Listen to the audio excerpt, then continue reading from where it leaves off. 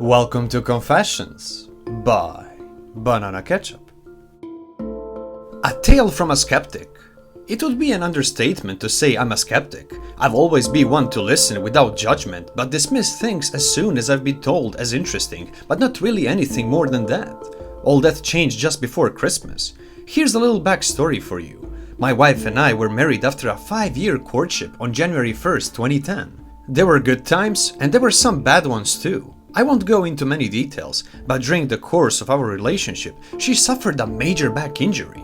While she was recovering from this, she got addicted to opioids, hydromorphone to be exact. She got addicted hard. It overtook her life for several years. I tried to be understanding and I tried to help her myself. But when it became too much for me to handle on my own or deal with at all anymore, I demanded that she either seek professional help for her problem or our marriage was done.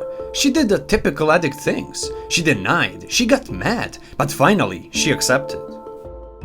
She checked herself into a detox facility for a month. She struggled, but she succeeded. She left that facility and went straight into a full-blown rehab. 28 days later, she was home, clean and sober for the first time in years. We re-established our relationship and fell in love all over again. Things were great for the next several months. We got to know each other all over again. It was great, until it wasn't. On May 2nd, 2018, she relapsed. I learned the following from reading her personal journals after she passed away. She had been having some back pains again, and had been fighting the urge to start using drugs for the pain again. She had been fighting silently for a couple weeks. When she broke down and relapsed, the drug she relapsed with was fentanyl. She died within moments of her relapse. That was the only thing that was found in her system at the time of her passing. I was devastated. I spent the next months running on autopilot, but there is no need to get into that here.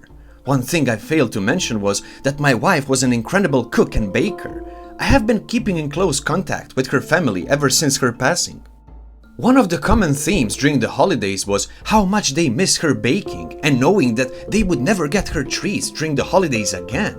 So this year, I decided to try my hand at it. I'm not a kitchen adept at all, not even close, but I had her recipes and figured, WTF, let's try it. So off to the store I go. I load up all the ingredients as per her recipes and fire up the stove. I spent 2 days making treats and dropping them off with her parents, brother and 2 sisters. Everyone was happy with the treats. There were some good conversations and a couple tears. After everything, I went home and started cleaning up the mess. As I was standing in front of the sink, doing the last of the dishes, I felt a hand. Not an object, a hand. A palm and 5 separate and distinct fingers on my lower back. It startled me so much that I screamed and took a jump back and looked around. There was nobody there, but I was suddenly overtaken with a sense of calm. I just felt right. I've never had something like that happen to me before.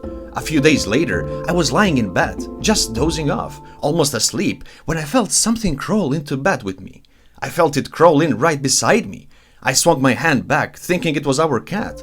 Nothing there, nothing at all. I lie there awake for a while, hoping for something more, but still feeling that same calming warmth I had days earlier in the kitchen. Before I fell asleep, I whispered, "Thank you, I miss you, and I love you." I haven't had any more experiences since, but I'm no longer a skeptic. If you read this far, I thank you and I apologize for any mistakes I've made as I'm writing this on my phone. Peace and love to you all. Thank you, Saggy Old Balls, the author. Thank you for watching, everyone. If you already haven't, subscribe to this channel so you don't miss any new episodes. See you again soon, and until then, please, be safe.